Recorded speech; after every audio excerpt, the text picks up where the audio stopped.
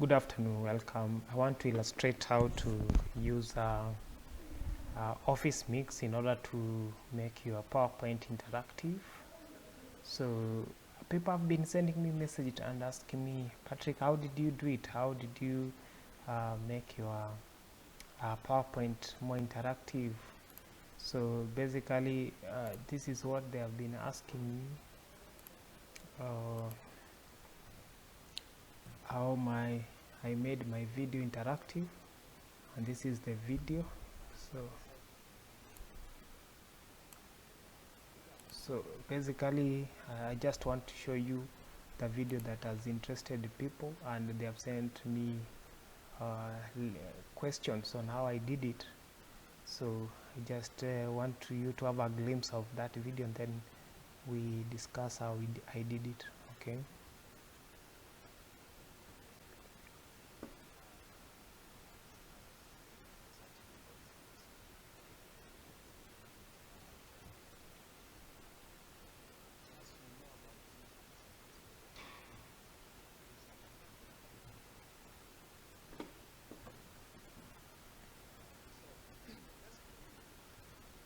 So basically, that is the video that I did. It's called Introduction to Research Methods.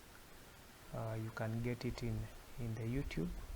You just search for Introduction to Research Methods, and if you put Patrick ahead of that search, you'll definitely for example, if you put introduction to research methods, then you put my name, my first name, it will bring you my presentation on the top. This one will ease your search, so that this is the presentation, because many people have done it. For example, if I remove Patrick, I find that there are other people who are gurus in that field who are already there, and you find that mine is down here because of how Google and rates us and ranks us. That is the reason. Anyway, basically, I was to demonstrate to you how I did mine here. I did this, and that's why I am here to explain to you. So first things first, what are the requirements? The requirements are, you must have Microsoft Office. You can have at least 2013. You should be having like 2013, 2014, 2016 I mean, and even latest 2019. For those who have 2019, that is even better, because when you install 2019 Microsoft Office, it comes as a package. It already has recording in it. So this is my 2019.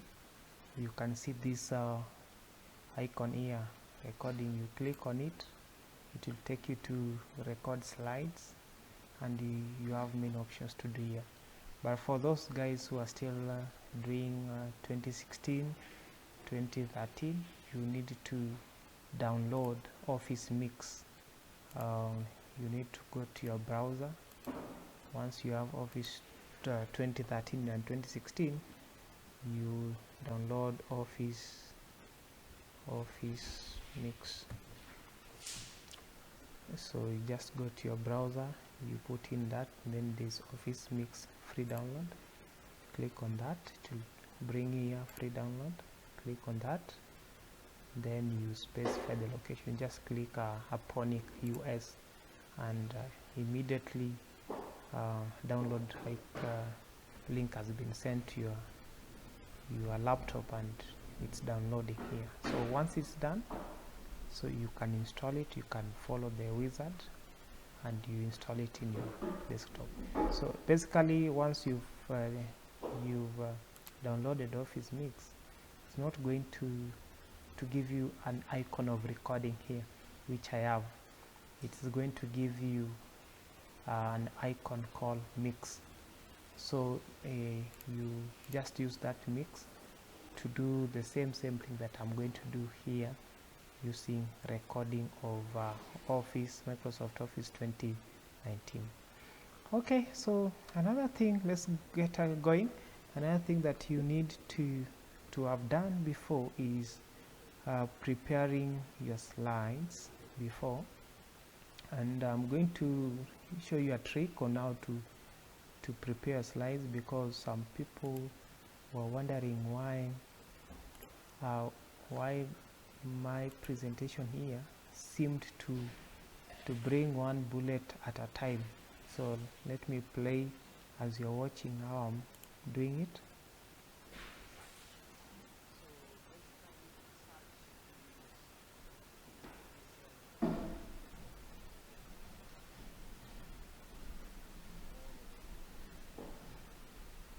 Okay, so basically what that is you see this one is already I had already prepared this one, which is written here in typed, but this is what I was adding into the content as my voice and explanation, so that my students can get explanations. So you prepare this, and this one is you utilize what is called animation in your PowerPoint. So for instance, we have this slide here. You must put animations. You see, like I have 1, 3, 4, 5, 6, which are not organized very well, but we can do it together. You just click on this. Since this one is just one bullet or a title in its own box, you just go to add, then you choose any of the animation that you'd want it to use. So you go to the second one here. The second actually is this one, which is this. Then you add the effect. Then the third one here.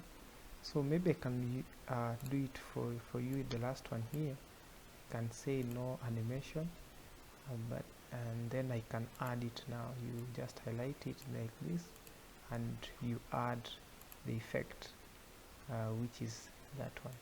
So basically this one means that the title will be appearing first, followed by this picture here, then followed by number 3 effect, then number 4, 5, 6 bullet, in that order. So ladies and gentlemen, what we've done is organizing our slides into a better version that you can explain for your students. Now let's go to the point of recording, and we just want to do a very short recording here. I can demonstrate for you how it's done. So you go, remember, if you're using Microsoft Office 2013 and 2016, you will get the icon called mix, but since I am using 2019, it's called recording. So I'll go to recording, click on it, it will bring me this, and this one means record slide. Then the screenshot, if you want screenshot, then you add to your presentation. Then after that, there's this part that is where you want to get the output. You can save as a show, you can as well as export to video. So let's record, okay, we see what it brings. So when you click that, you see it has picked my picture here. I can mute my picture. I can also make it appear if I want it to be seen. Then this still works the same. This is the voice, which records my voice into the recordings. Okay, so we can do a demonstration using the 5 slides that we have. Okay, let's get started. So okay, before I start, maybe I can explain some of the icons here. This one is for if there's any notes attached for any slide, you can be able to read it from this point. Then if you want to record your slide, you just come to this icon here on your far upper left, There's record, you start, then there's stop, there's replay if you want to replay for each slide. Then down here I have two pens. There's this pen that I can use to demonstrate and illustrate points. There's another one which you're not seeing because I didn't allow you to see the bottom part of my laptop here, and it also entails some different colors that you can use for illustration. Okay, so let's get started. So you go to, when you want to begin your recordings, you go to this icon, start the recording. Okay. Good afternoon, welcome to today's presentation. We want to look at Introduction to Research Methods, Lesson 1. I'm Patrick Nyakundi. I'm a lecturer at Department of Food and Beverage at Kabune Technical Training Institute. As we know, research is very important in all aspects of life, especially for students in your academics as well as professions in their work. They would need it to solve many problems. So basically at the end of this unit you should be able to define some terminologies, you should be able to highlight the importance of research, you should be able also to describe the types of research that exist. Welcome. So let's start with the definitions of terminology, and the first term that you want to look at is research. So research, to me, I simply put it, is moving from what you know to a known niche, unknown. So let's say you are moving to a certain destination, you want to make to a certain appointment, and that you are located at point A. However, where your appointment is point B. So since you don't know this locality, you probably would use Google Maps and find out the direction to this point, and you'll be guided. So that process of getting from point A all the way to point B, you are doing a research and you are solving a problem of not knowing point B. So basically research is moving from a point of knowing to a point of not knowing. It is a systematic process, which means it begins from a certain point, following step 1, 2, 3, and so forth to the very end. So it begins from it follows a certain sequence of events. The second terminology you want to look at is population. Population is a whole set or entire group of individuals who have common observable characteristics. For example, you want to do a study amongst high school students.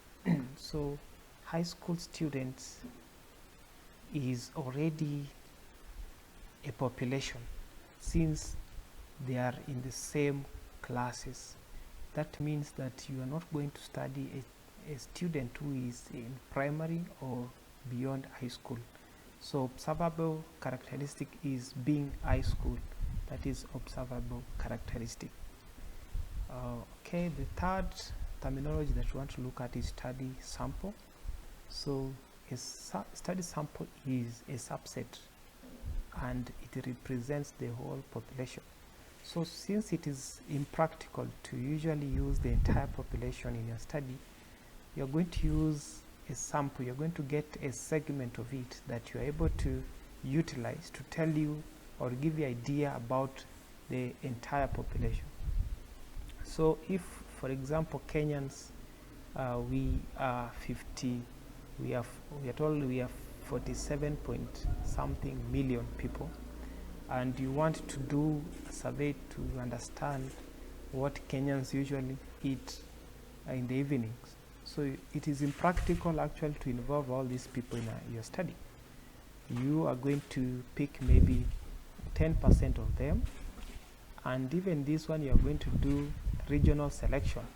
You're not going to select all regions, but rather you are going to select some regions that are representative of the entire face of Kenya.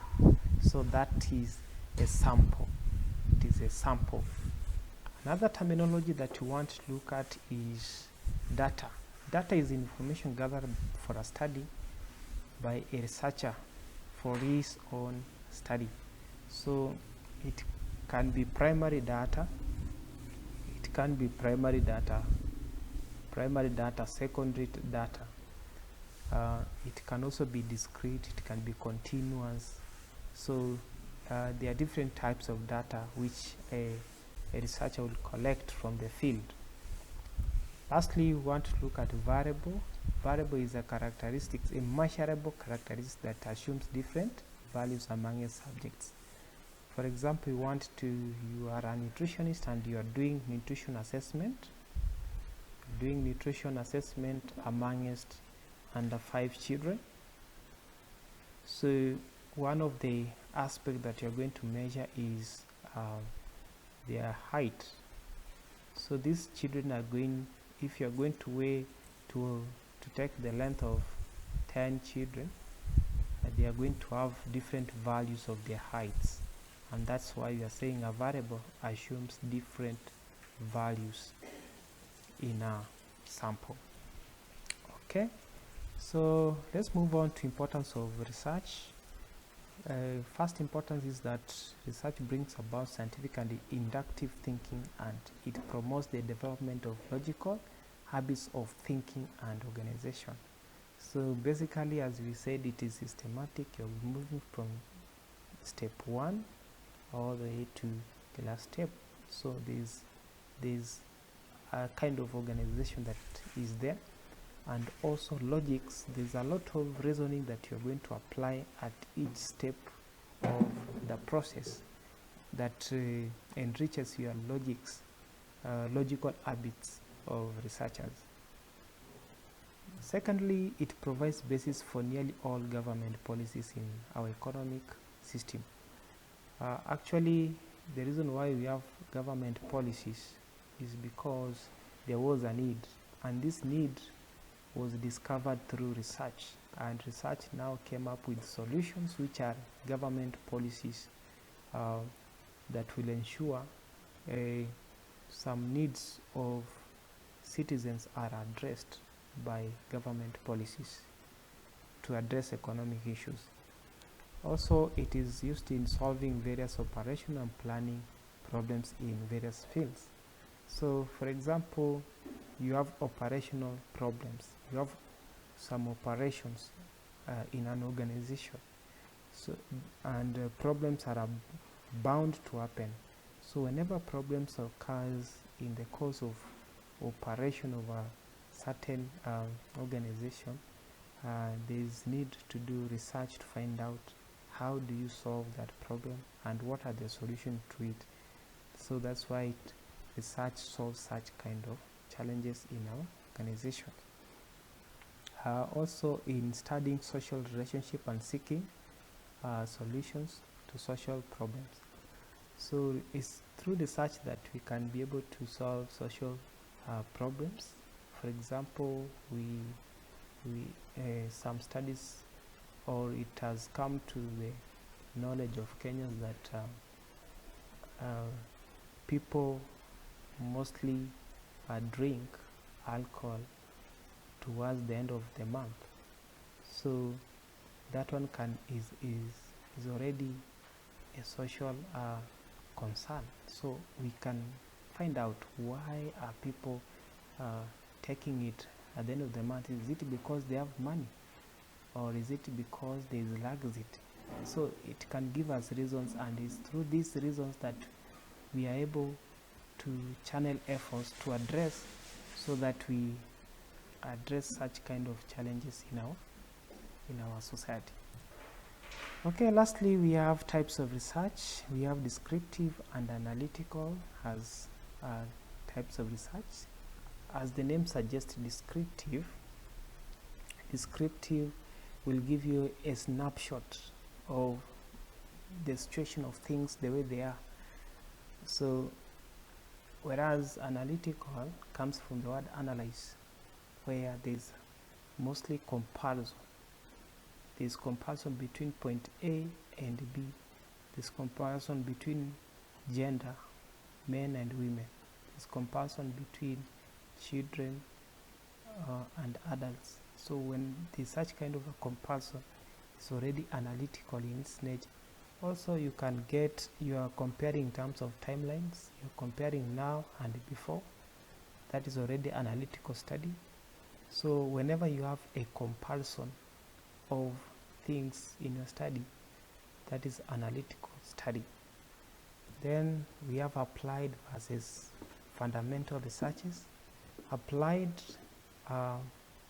tends to solve immediate problems that are existing, whereas fundamentals is meant to fill the gaps that exist in the literature.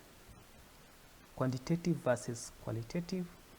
Quantitative mostly is meant to give you a description of things, of situation, phenomena, the way they are, and most of the time it quantifies in terms of using such methods as questionnaires, whereas qualitative most of the time tends to explain the description given by descriptive statistics. So for example, you want to know how many students are there in TVET institutions. So you come up with Kabune has got 3,000 students, Meru Polytechnics has got 6,000 students. Now when you want to explain why Kabune has got 3,000 and Meru Polytechnic has got 6,000, it becomes qualitative because you are giving explanation of existing phenomena.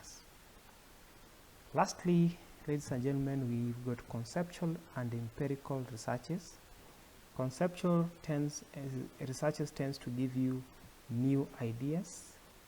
They bring new ideas on board, and they are basically abstract ideas, whereas empirical researches they are those which are based on experiences of experts and also observations in the field.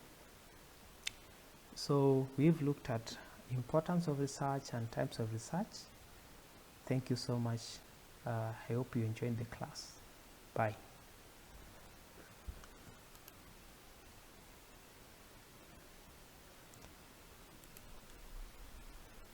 So once you are done with your recording, you go to stop, and when you stop that, your recording is on the background.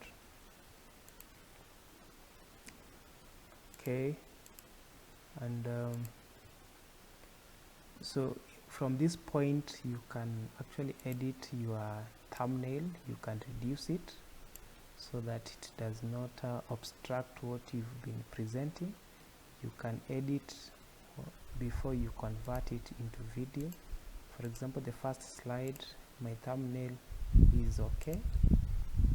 Also, you can listen to what you've recorded, your voices, whether it's okay. You can repeat a certain slide which has got issues.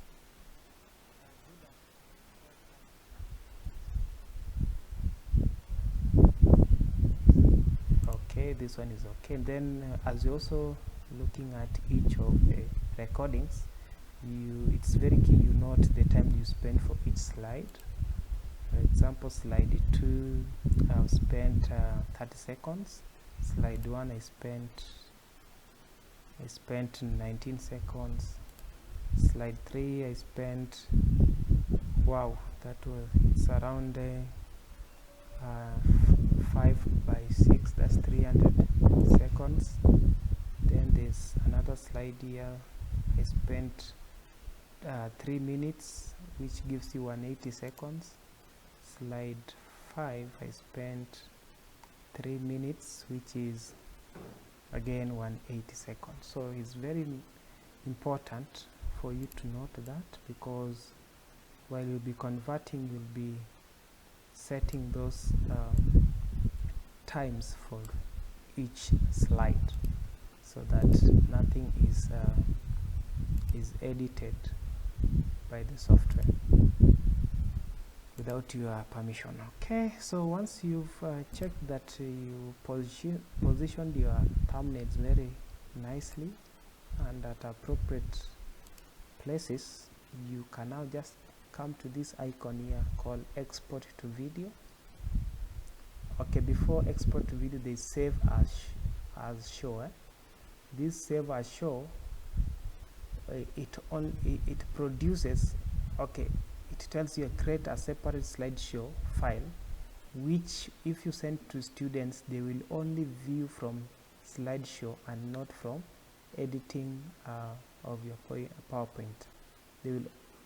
When they open that file, it will prompt them directly to slideshow, and also that one minimizes any editing to be done on your presentation. Then if you come to export to video, this is where I want you to note. You click on it, it will bring you this setting here. This full HD, you can set it to standard, because that will be take a small space. Then this is where specify amount of time you spent per slide on average. Then now you can create the video. So when you click create on the video, it will prompt you to save it. So let me save it on my desktop, and I say demo 20, and then I put the date of today. Okay, I save. Okay, so down here you'll be seeing creating video demo 21st. Then there's a date, and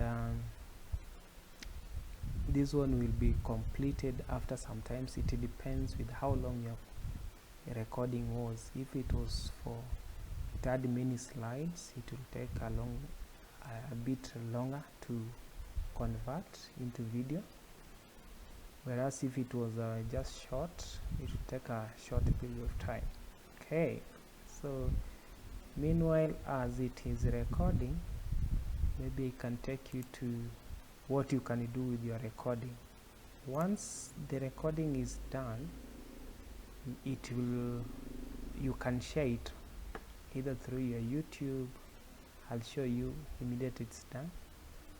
You can also get a link for it and share it through WhatsApp and or whichever social media that you can use to access.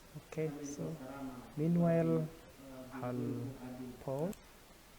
Okay, welcome back. I think our recording is done. So basically you go to where you directed directory, that is this is our recording, and we can view. Okay, so it is well done.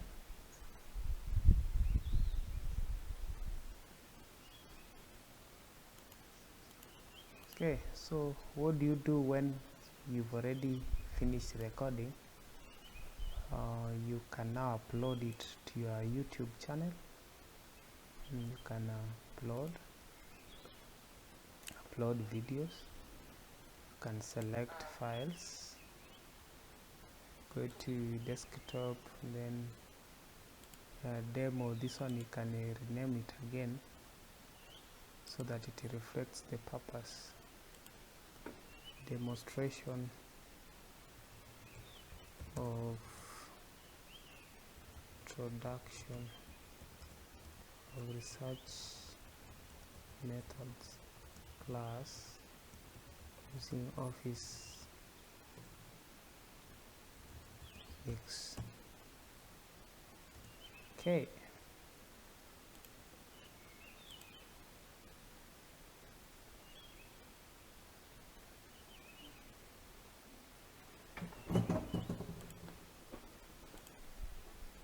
Okay. So it is telling us invalid format, and probably picked the PPT. So it's this one that we are supposed to pick. Can you rename it again? That is demo class for introduction research methods.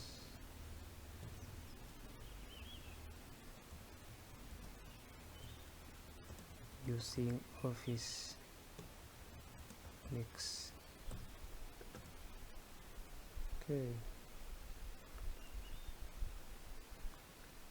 Okay, you've not told me I'm renaming it at a wrong point, so that is not where we should rename it. It should be here. Okay, that is it. 21st 09 2020.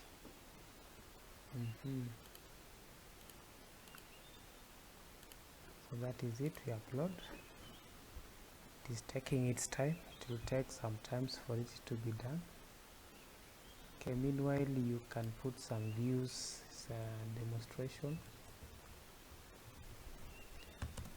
of making interactive PowerPoint class using Office Mix. Okay, PowerPoint demonstration. Okay, and you can come and specify, you give it a thumbnail for it to be viewed whenever somebody is searching. So for this one we'll just come here, and then pick a screenshot. You can screenshot, then come to Word, then okay, put it there. So you can edit what you want. You can crop, you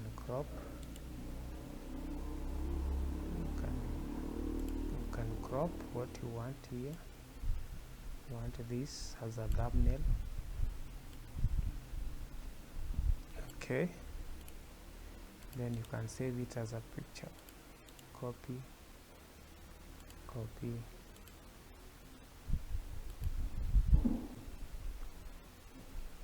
Okay, save it as a picture on the desktop.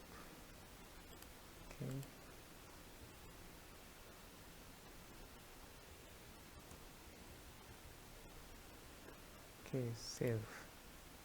Then you come back, you upload your thumbnail,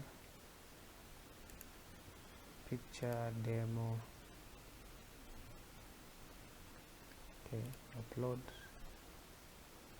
Okay, that's fine. Then playlist, this is no age restriction. Okay, so once you are done with this, you can come to the next, click next, and then next is for public, and you can copy and share. Next.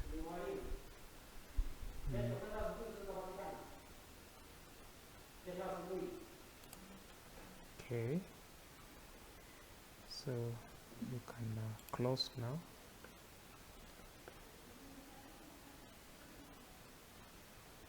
Okay,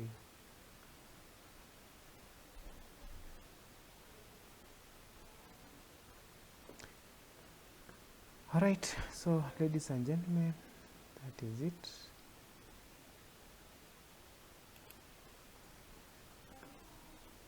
So basically our recording is online and you can go and confirm. So you can come to YouTube and search or you, if you copied the link, you just type there. Okay, so it's loading. You can see here demo. Okay, this is nice. Thank you so much. Hope you've enjoyed my class. Bye.